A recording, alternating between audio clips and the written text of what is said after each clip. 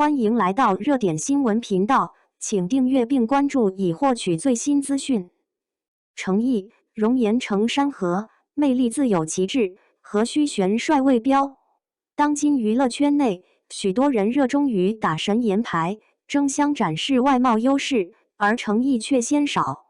以容颜作为卖点，反倒显得格外低调与安静。这并非因为他缺乏帅气，或是不自知自己的外貌优势非明珠蒙尘，绝非不识其光华。他明白，作为演员，真正立足的根基是灵魂的雕琢，而非单纯的面容。他的帅，从不被刻意悬挂为旗帜，而是深藏于他所诠释的角色之中。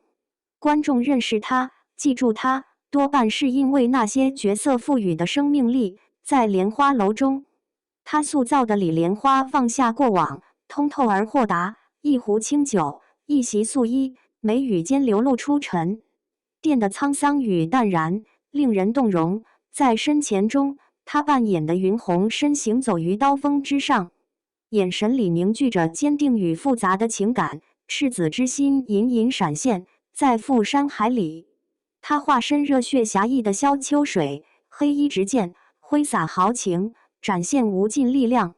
正是这些角色，成为观众认识和欣赏诚意的第一扇窗。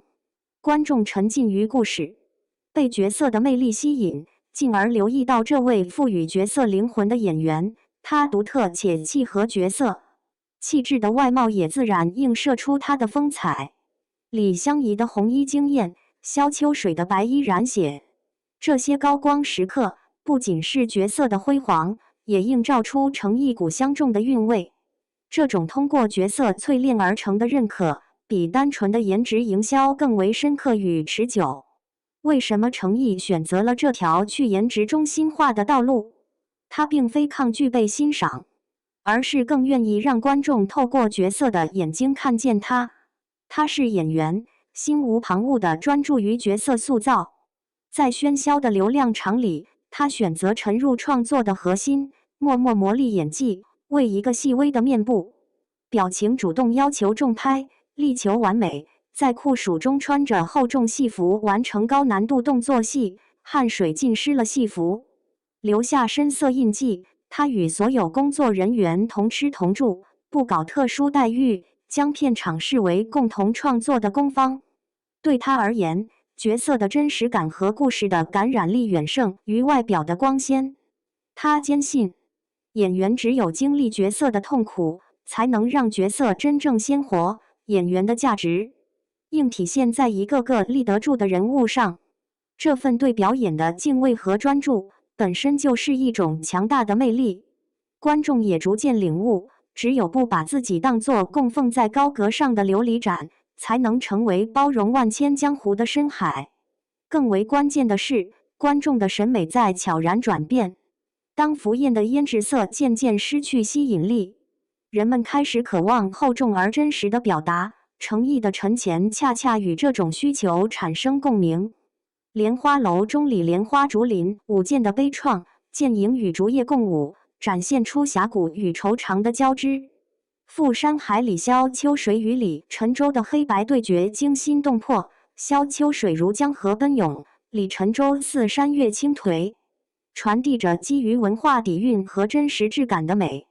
他塑造的角色通透与热血，直击观众灵魂深处的共鸣。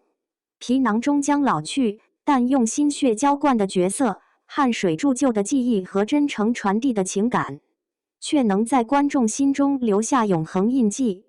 李莲花夕阳牵马的背影成为经典，萧秋水挥剑瞬间点燃荧屏，诚意的帅超越了表面，升华为灵魂与专业精神交织的光辉。对于他来说，颜值不过是灵魂的副产品。当演员以角色说话，用专业立身时，由内而外散发的光芒，观众自会察觉并铭记。别人在忙着描金镶玉，他却默默将心火化作灯光。这份光芒无需依赖热搜，却能在时间长河中恒久闪耀，照亮角色的幽谷，流转成山河。正如表演艺术家陈宝国所言，演戏要走心，不要走脸。真正的演员，不必自证如明月光辉，长夜跋涉者，自会成为他人心中的灯塔。真正的美，从不需要兜售角色自身的清辉映照人心，岁月沉淀的风骨胜过外貌的光鲜。